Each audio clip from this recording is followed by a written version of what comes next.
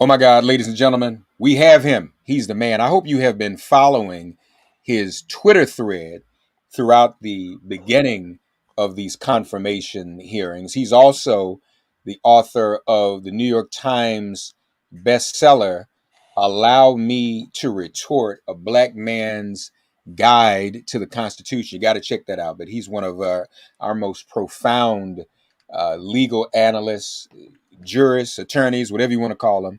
He's also with the Nation. Elie Mystal is with us. Hey, brother, good to see you. Thank you for joining us. Thanks for having me, Reverend. It, How are it's you? I'm good. I'm good. It's a pleasure. It's a pleasure to have you. Um, so I just want to start this way, just right off the top. What gives Lindsey Graham the right to scream at a black woman the way he does? Does he think she's the help, Ketanji Brown Jackson, or what? It's massively disrespectful, but it doesn't come out of nowhere. Lindsey Graham basically single-handedly turned around the Brett Kavanaugh hearings. After Kavanaugh was accused of attempted rape, Dr. Christine Blasey Ford, came in, gave her testimony. It was very compelling. It was very good. It was very believable. Republicans went away. We're trying to figure out what to do about it. Remember, they brought in a female assistant. That's what they called her. That's not my words. To question Blasey Ford. That wasn't working out for them. They went on break, and Lindsey Graham came back in to that hearing and started screaming. He started throwing a hissy fit. He started yelling at everybody, yelling at Amy Klobuchar, yelling at everybody. And then the rest of the Republicans followed suit. And then Brett Kavanaugh was like, "Oh, screaming!" And then he started screaming. Right? People forget that Lindsey Graham started that whole process of shouting their way to confirmation. Since that's worked out, Lindsey Graham has, in not just every confirmation hearing, but in most of his kind of Senate big time appearances, has taken to screaming as his way to when he's out of a point, right? So when he doesn't have anything useful or intelligent or logical to say, he just starts shouting it. And that kind of riles up his people, riles up his base, riles up the Republicans, and that's what we saw today and yesterday. And the what about this fixation on the pedophilia as well? Doesn't that say even more about them than it does about the nominee? You know what they're doing with that, again, it's directed. What they're doing with that is trying to rile up their QAnon base, right? They know that these pedophilia attacks excite, I would even say titillate their QAnon base. They know that that base is violent. I mean, literally, they have gone out and done violence in this country, and that is what they are partnering with. That is what they are exciting. That is why they are doing these attacks. Nobody credible thinks that Ketanji Brown Jackson supports pedophiles. All right, that's not even an argument that they want to make. Right, like it's so clearly ridiculous. But they're doing this through innuendo. They're doing these attacks because we know what the QAnon base thinks about. And let's remember Pizzagate, which is that time where the violent person went to a pizza parlor trying to bust a alleged child sex ring it was just a pizza parlor. Who sentenced the person responsible for Pizzagate? That would be Judge Ketanji Brown Jackson, who sentenced him to 4 years when the prosecutors asked for 4.5, but the defendant asked for 18 months. You'll note that they haven't brought that case up. All this focusing on her sentencing, they haven't brought up the time where she sentenced the Pizzagate guy, have they? Oh wow, I didn't know that, Ellie. That's important. So this is a little bit of get back time, isn't it? Yep. 'Cause he busted their Pizzagate conspiracy dude. She busted their guy, and this is part again. So QAnon is already predisposed to dislike her, right? Already predisposed to hate her, and now they're doing the pedophile attacks. It's gross, but it's what they are. It's what they are, and it's all they have. Who asks to somebody to define what a woman is or what a man is? I mean, what what is that? It's weird, right? Like I can define those terms in a way that works for me and my family, right? And Ketanji Brown Jackson can define those terms in a way that works for her and her family. But what she was asked to do was to fight it in a constitutional way. And I just got to say, having read the document, which not all the Republicans have, the Constitution is silent on what defines a man and a woman. The Constitution makes no proclamation about what defines a man and a woman. But you know what the Constitution does say? In the 14th Amendment, it says that equal protection of laws has to be granted to all the people who are living here. So one of the things that I try to say to people who kind of don't know what to think about trans rights and it's all new and scary, like you don't have to know, you don't have to be woke, you don't have to be part of the trans rights movements. All you have to do is understand that trans people are people. And if you get that far, if you can get to the point where you get that they're people, then it's pretty obvious that people have equal protection of rights, a right to due process, and all of the other, rights, all the other rights that any other person in this country has. That's what Jackson was trying to get at. She cannot define man or woman in a constitutional sense. All she can do is define people. So where do you see this going? I mean, it's pretty much wrapping up all of their attack foolishness. Um, I just don't. Are they? Is this going to split? You think the vote along party lines? I mean, Rev, let me ask you: if you were there, would you have fought Lindsey Graham today? Like, would you have? I mean, I don't mean fist fight. I mean, maybe I do. But I mean, no. I don't mean that. Right? I mean, would you have stood up there and been like, "Hey, what are you doing? This is inappropriate." Like, would you have attacked him? Right? Or I'm gonna tell you what I did. Let me tell you what I thought about. First of all, her parents seem very sweet to me. I mean, I know that she and I are almost the same age, and I see her parents. I think about my grandparents, her parents. They don't deserve to see their daughter go through that. And just to show you how different I am, so I'm in her generation. If this was my child, if my daughter was there, see, we'd have a problem. That'd be the story. This child's father stood up and said, "Don't you address my daughter like she's the help." You said, so I'm just letting you know that's what would have happened with me. I thought about less being me, but if I'm there defending a child of mine or a relative of mine or somebody, or just even a close comrade of mine, this is someone who is about to be in an equal branch of government as you. You don't talk to her like she's the help. So and answer your question, that's what I would have done. And then that would have been the thing, and it probably would have just blown up the whole nomination. But I'm just saying, you all would have had to restrain me from just saying that. I wouldn't put my hands on nobody, but you would have had to restrain me from saying that, Elie. Right? What my perspective is, I understand Judge Jackson not being able to fight back, right? Because let me tell you, Lindsey Graham and Ted Cruz and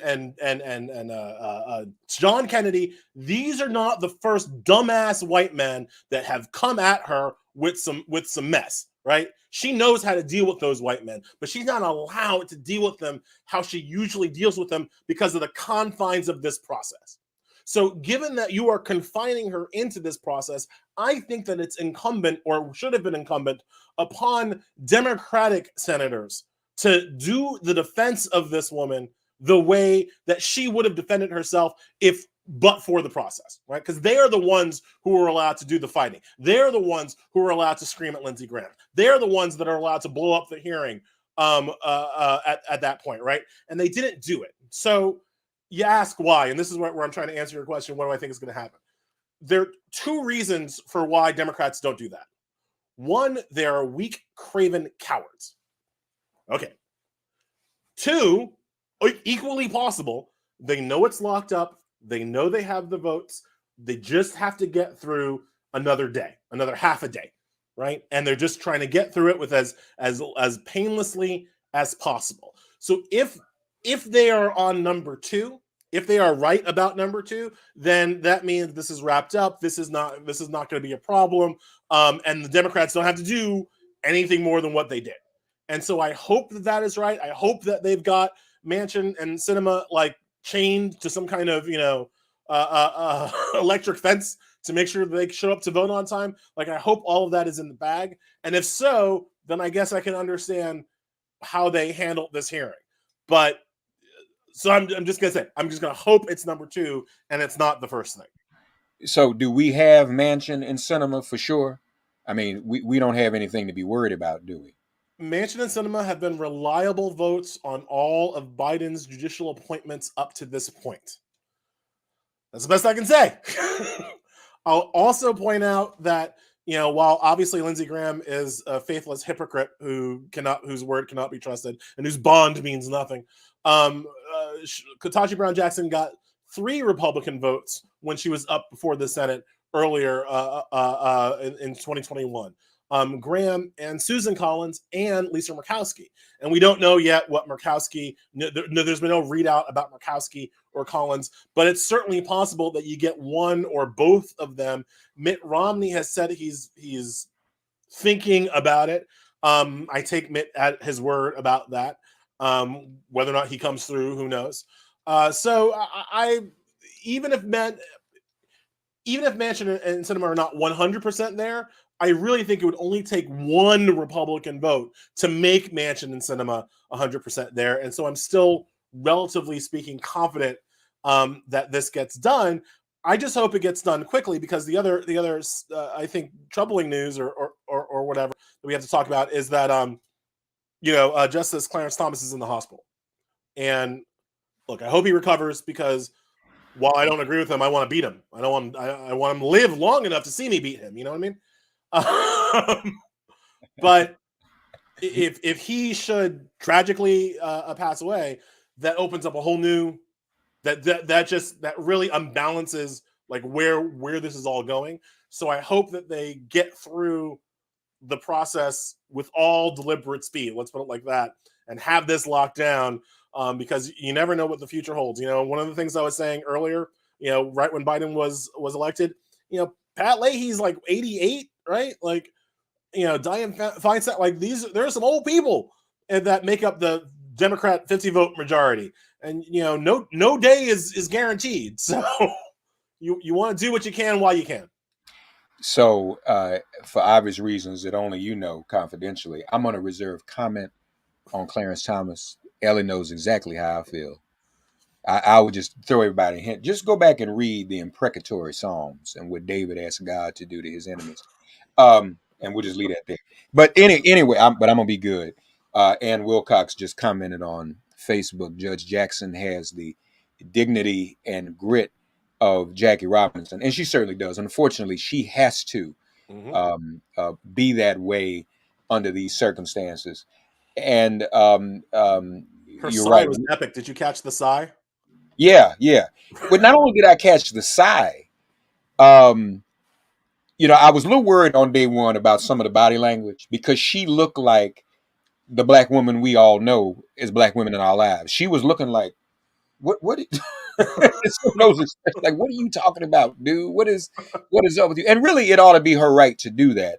But, we have to, Barack Obama had to be Jackie Robinson. Even when I had white listeners say, when are we going to see the angry black man, Mark? That's what we need to see. But when you're a first, unfortunately, but the first has to do what needs to be done in order for the person to come behind and do something. Just to kind of, I know everyone has been watching, but just to kind of give people the latest on some of what has been happening, and just to kind of, be sure you have some more context. Let's take a minute and see how Ted Cruz carried on today. Folks, just please take a listen to this. 700 images. You come in 57 Time months. has expired. Why Senators did you use 2 sentence minutes him to over the just allotted. 57 months in the Stewart case? Do you want to address that? Because you're claiming it's cherry picking. In fact, you're welcome to explain any of these cases, but let's take the Stewart case. Why Senator Coons, did you sentence him for half the amounts? you're not recognized, Senator. Senator Coons. You don't want her to answer that question? You wouldn't allow her any. Mr. Chairman, she may answer the question. I've asked her why she sentenced Stewart. You've an gone over the egregious- time, Senator, by 2 minutes. Why she's because you've interrupted me for 2 minutes, Mr. Chairman. Will you allow her to answer the question, or do you not want the American people to hear why, with someone she described as an egregious? There comes a point, Senator, where you get a little bit. Chairman Durbin, will you allow her to answer the question? You won't allow her to answer. I will happily allow her to. The question is Senator, why you sentenced Stewart, an egregious child pornography possessor, to half of the amount please, Senator, requested by the prosecutor. Please, Senator. Will you allow her to answer the question, Chairman Durbin? Senator Coons. Why are you not allowing her to answer the question? There's not another senator here that you've not allowed her to answer the question. I'm not asking another question, but allow her to answer the question, Chairman Durbin. Thank you, Chairman. Why do you not want the American people to know what happened in the Stewart case or any of these cases? Chairman Durbin, I've never seen the chairman refuse to allow a witness to answer a question. You can bang it as loud as you want. Well, I can just tell you, at some point you have to follow the rules. Okay, will you let her answer the question? You've been interrupting, and by the way, with Senator Graham, it went 10 minutes over. You've taken a big chunk of the time. Will you allow her to answer the question? You've given her. Why are you afraid of her? She's welcome to answer it right now. Will you let her? Senator Coons. Will you let? So no, you don't want her to answer the question? Senator Coons. Will you let her answer the question? Chairman Durbin. Apparently, you were very afraid of the American people hearing the answer to that question. We here in the Senate, in this committee today, are in the middle of a call. And then Chris Coons goes on. Now, you all saw that. You all heard that. He's running for president, right? That's really what that's about. And you're trying to get a viral clip on Fox News. That's really what's going on there, right? Yeah, but again, this goes back to kind of where I have some issues with the Democrats, right? Like, look at how Durbin handled that. Like, all right, we're friends. This is a friendly show. Come on. Durbin handled that like a white parent handles like their child misbehaving, right? Just like, oh, well, now come on, little Jimmy, you got to, I don't want to give you a timeout now, Jimmy. Like, you try doing that to a black parent in the middle of a grocery store, right? Snatch your narrow behind so fast, right? Like, you can't get away doing that to a black parent, like, in public, right? You can't fall out like that because black parents know how to get you, right? They don't have to hit you or nothing. Like, they know how to snatch you, right? And Durbin, like, just had this, like, exasperated kind of sensibility instead of going in and stopping that man from lying about this woman. Like, that's what, and Coons, by the way, same problem, right? Because, like, trust me, had it been my turn to talk next and Cruz wants to go on, no. Mr. Cruz would not have gotten more words in, all right? He would have had to literally shout louder than me, which he can't do. That's the bar that I would have set had it been my turn to speak next. Coons, very, very respectfully, just Senator, just waited for things to die. Why? It was his turn. Go. Mm-hmm. Democrats don't. Again, this is where I'm saying we don't defend our own people, and this isn't just because I don't think this is just because Jackson is a black woman. Democrats just don't defend people very well in that moment, whereas Republicans are always running around screaming and acting a fool. Cruz was just what Durbin was trying to say. You're not going to let her answer. That's because Cruz had 20 minutes. Where he basically wouldn't let her, he would ask a question, she would start to answer it, he would cut her off. Yeah. Like, literally just cut her off, not letting her finish her sentence, mid-sentence, when she was trying to answer his questions. So the entire thing was done in bad faith. That's what Durbin was trying to get across. But again, he did it in this kind of exasperated, like, how do I deal with little Jimmy who isn't eating his peas? As opposed to, you're gonna learn today.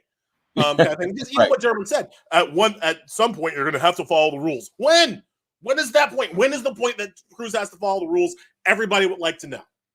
Well, and that's a good point too, Elie. Ironically, while Republicans tout themselves as the party of Christianity and evangelicalism, Democrats are the ones who have perfected turning the other cheek unnecessarily. And how's that been working?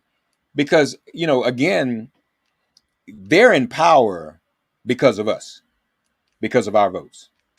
what reasons have been given, what inspiration is being given for us as black folk to go back out and vote? Now, I will say this, and I wonder if you agree with this. I think a lot of us are going to feel motivated to vote and do a lot of things after seeing how our sister has been treated. But also, having said that, people want to see you fight. At least the Republican base sees them fighting, making some noise about something, even though it's crazy. That was the time to become adamant. To say, Cruz, man, you need to chill, Cat. You need to chill out. You are way out of order. I mean, not even any voice inflection. And I think that that's one of the reasons why maybe they might lose. And see, then this little chairmanship you had, this ability to hold this gavel, vanishes into thin air because you didn't really give anybody any morale, inspiration, and stand up. But it's like the memo went around: turn the other cheek, don't make any noise, be calm, be cool, be collected. Just let them show that they're crazy. But no, that's not natural. People get mad. People say stuff. People defend one another. Say, man, no. You way out of order. You talking to her like she's a child. She's someone that is going to have a lifetime appointment in an equal branch of government, who is educated, more educated than anybody up here, than even you, Ted Cruz, even you, Lindsey Graham. Y'all got to stop talking to her like that. You see it because Democrats understand appointing a black woman, it's about representation, right? She can't change the law. She's going to be in the minority. She can't stop the Republicans from doing their ideological crusade on the Supreme Court. She's a representation. She has said herself, she's a role model. She's an example for younger people. People can look at her and think, oh, that looks like me. That could be me. All right, so if you understand that, well, that could be me in the chair. And where's my friends? Where's my help? Where's my support? Oh, it doesn't exist. Like in that moment, she's on her own, and it's a loneliness that many black people have felt. I go back to the sigh because I thought, I think there was a story in that sigh. There was a story of black history in that sigh, because every black person I know, now I don't like to speak for all black people. It's not my role. I can't do that. But I feel confident here. Damn near every black person I know has had that moment in a white structure, in a white situation, where you think, is it worth it to risk it all? Where some white person is just at the last dumb, got on your last nerve, just at the last dumb thing that you're willing to hear that day, and you think to yourself, is it worth it to risk it all? You're doing the calculation, you're talking about the sentencing guidelines. You're doing that in your head. You're like, there's only 5 years for manslaughter. I could probably do that. Like you're going through all of it. Is it worth it to keep this job? Is it worth? And some people, I'm sure these people too, have been like, yep, it's worth it, and just they've quit the job that day in that moment, right? So that sigh was really just her internalizing how badly she wanted to be a Supreme Court judge. And she decided she really wanted it. And then she responded respectfully. And that's great. That shows everything that I need to know about her judicial temperament. Let me just say that, right? Shows me everything I need to know about what she's made of. But I want to see the Democrats rally to her in that moment, right? Understand that she is being put in an impossible position in that moment and come riding to the defense in that moment. And I didn't see it. No, you got to go in just a couple of minutes. Lastly, though, I think it's also important. She's also, I think for the first time, having been a public defender and a judge, I've not known of a confirmation hearing where we get a little glimpse of what it means to be fair to those who are defendants. As she has defended herself in some of these charges, she's kind of been making the case, am I wrong, that, you got to take a lot of things into account before you just lock folk up and throw away the key. I think we're getting some of that too, aren't we? You're so right, and it's so important. Lindsey Graham yesterday, literally out there talking about how he thinks people at Guantanamo should be put in a cell to rot until they die without due process of law. And he was proud to say that. Lindsey Graham today said that he thinks that people convicted of child pornography distribution, so not doing the child porn, but looking at the child porn, should be in jail for 50 years, 100 years if necessary. It's just carceral, right? And the reason why it's so hard to put on judges at every level, Supreme Court, federal, district court, state court, elected judges, the reason why it's so hard to put forward people who have compassion and who have decency in their heart is because this is what you get for it. That because if you were ever compassionate to a bad person, a person who did wrong, a person who does need to go to jail for a long time, if you ever show any understanding of their situation, they get you for it. They hold it against you forever and ever and ever. You can see here, I mean, some of these cases that they're trying to bring up on her, I mean, these are cases she decided 10 years ago. Yeah. These are cases she decided 8 years ago. But it's coming, but she never get away from it. It's coming back up again and again. They're trying to use her own compassion against her. Literally, that's what that's what John Cornyn said, that he was worried that she was a compassionate person. I was like, man, that's just a sad statement about where we are in America. And it also speaks to her character. Unlike Barrett and other people, Kavanaugh, who were groomed without any experience to be on this court, she still stood up for what was right. She didn't make decisions based upon auditioning for a later court appointment, as people on the right often do. So that's important. Elie, brother, you're the best. Thank you, folks. He's busy and high demand. You be on MSNBC tonight too, won't you? I think so. I think Ari tonight.